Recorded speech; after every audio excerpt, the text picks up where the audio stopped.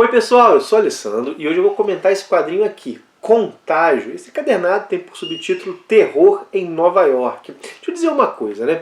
Esse é o tipo de história que caberia muito bem naquela revista Grandes Heróis Marvel da editora Abril. Galera que lê há mais tempo deve lembrar um pouco da revista. Era uma revista trimestral, ela foi de 1983 a 1999 e que ela trazia sempre arcos completos. Ela teve 66 edições, né? Em 99 ela é cancelada e ela volta numa versão mensal em 2000, né?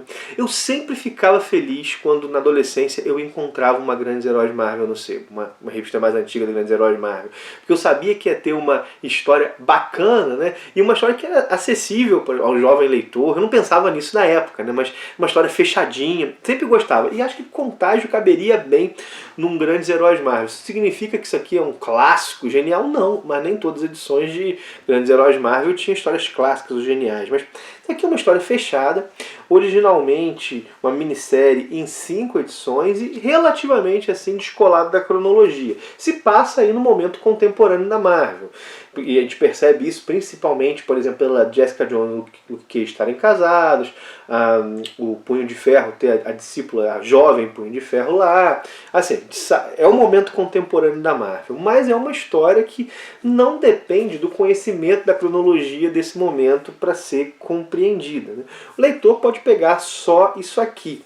E nós temos vários heróis aparecendo, né? O Punho de Ferro, aqui nessa página tem o Capitão América e os Vingadores, né? O Homem de Ferro, o Capitão Marvel, mas eles fazem só um bico, eles não aparecem tantos. O Manto e a Adaga, o Luke Cage, o Coisa, os outros integrantes do Quarteto Fantástico.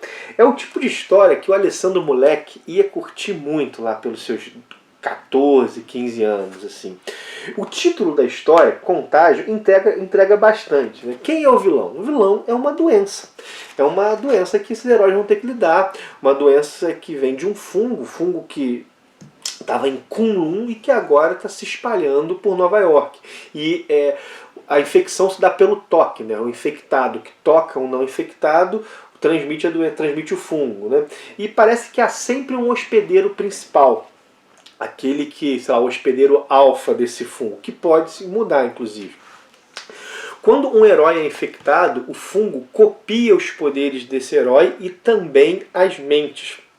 Inclusive ele pode fingir falar com a voz desse herói, o que torna, inclusive, um uso psicológico aí na luta contra os outros heróis que estão combatendo, né? O Coisa vai bater no hospedeiro alfa e fala com a voz da Susan Richards, por exemplo, né?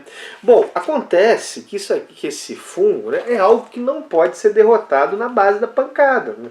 Por mais que tenha esse hospedeiro alfa, que nós tenhamos bastante pancadaria aqui na história, não dá para derrotar um fungo na base da pancada. Precisa de ciência ou de magia.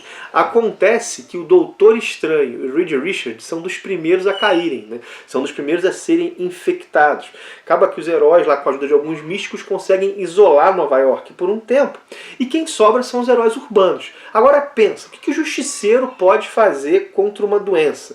Que o Justiceiro, ou o Cavaleiro da Lua, ou o Luke Cage podem fazer numa situação dessas, né? Isso é um pouco que a história trabalha. O roteiro é do Ed Brisson, que escreveu o Punho de Ferro recentemente, também fez o Velho Logan, e os desenhos são de uma equipe. Deixa eu falar aqui o nome dos desenhistas. É o Roger Antônio, Stephen Segovia, Damian Cossiero, Mac Shatter e Adam Gohan. Deixa eu mostrar um pouco mais os desenhos dessa equipe para vocês. Bom, esse é aquele tipo de história que não é memorável. Não é mesmo, mas é divertido. É o que eu chamo de gibi moleque. É uma história que peca no final. Porque, aqui vou dar um pequeno spoiler para dizer qual é o pecado, a estratégia para vencer o fungo, estou escutando meu filho dar um gritinho aí, caso criança pequena não tem muito jeito. Sempre vai, os vídeos recentes então, sempre vai aparecer na gravação. Mas vamos lá, voltando, né? A estratégia para vencer, ela envolve as múltiplas personalidades do Cavaleiro da Lua. Foi uma ideia até legal, mas que soou jogada, meio Cavaleiro da Lua dizendo assim, eu consigo, né? Talvez se outro tivesse a ideia, por exemplo, dizendo, vamos ter que afetar o fungo de dentro, na psique dele, nas psiques que ele guardou, e o Cavaleiro da Lua se oferecesse por ter, sei lá, já ter essa situação das múltiplas personalidades, a coisa funcionasse melhor. O que faltou não foi uma ideia boa, foi ajeitar a bola, sabe? Foi ajeitar a bola. Porque soa mal desenvolvida e corrida. E aí uma ideia legal acaba soando boba, né? A situação dos heróis também, em Nova York, nesses heróis urbanos, podia ter sido mais mostrada, a situação da população pudesse ter sido mais desenvolvida. Estou dizendo que isso aqui tinha que virar um grande crossover, não, uma grande mega saga. Não, a proposta não é essa. Mas talvez mais umas 2 edições permitissem esse desenvolvimento, permitisse esse cuidado um pouco maior, assim, né? Mas eu fico pensando assim, esse aqui, apesar desses problemas, é um bom quadrinho para emprestar ou para dar de presente para um adolescente aí que está um pouco deslumbrado com os heróis, quer ler os gibis, né? Há vários personagens diferentes que talvez gerem curiosidade de quem são, mas vários deles já estão no imaginário também. É uma história simples, é fechadinha, né?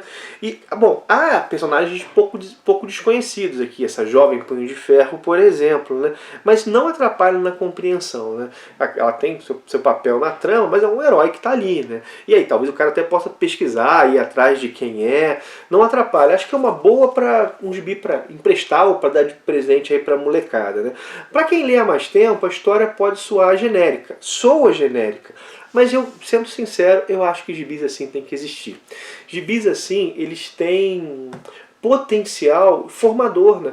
Potencial formador de leitores. E quando eu falo de leitores aqui, leitores, tanto leitores em geral, quanto leitores para os quadrinhos, para esse universo de super-heróis. Acho mesmo, assim. E eu falo isso um pouco pela minha experiência, que eu rememorei aqui quando eu falei de ler lá as histórias dos grandes heróis Marvel. Bom, e para os leitores há mais tempo? Essa história tinha potencial. Essa derrapada no final, esse pouco desenvolvimento de algumas situações, realmente fica a desejar, né?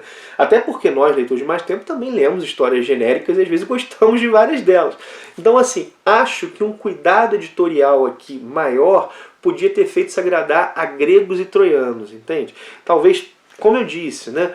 Cuidar um pouco mais desse final, essa situação, ajeitar um pouco a bola, essa solução aí do Cavaleiro da Lua, desenvolver um pouco mais as situações, dar mais umas 2 edições. Sairia aqui no Brasil, não seria uma minissérie muito maior, né? Seria uma minissérie um encadernado só. Aqui foram 5 edições, eu falo talvez com 7. Realmente acho que aqui o editorial deu um certo mole. Mas como eu disse, né? Fora essas derrapadas, acho que é um gibi que tem que existir gibis desse tipo. Eles não precisavam ter sido derrapados, mas tem que existir gibis com essa proposta, né? E não deixa de ser uma ironia, isso saiu recentemente aqui, né? Terminou de sair nos Estados Unidos em 2020 e fala de uma epidemia, né? Com potencial pandêmico, não de um vírus, mas de um fungo, né? Não deixa de ser irônico. Isso aqui saiu dos Estados Unidos, né? Pelo menos até, deixa eu só conferir aqui, mas pelo que eu me lembro, saiu, é isso mesmo, mas saiu em dezembro de 2019, né? Na verdade, essa marca dezembro de 2019, ela, até onde eu sei, ela significa o número que está, o mês que está na capa da revista, não é o mês de lançamento, né? Sai uns meses antes. Ela terminou de sair no comecinho de 2020, lá nos Estados Unidos, antes da pandemia, né? É um negócio que realmente, assim, carrega uma coincidência com uma certa ironia. Claro, isso aqui é outra coisa, assim, né? É outra coisa. Mas é a Marvel trabalhando uma história, colocando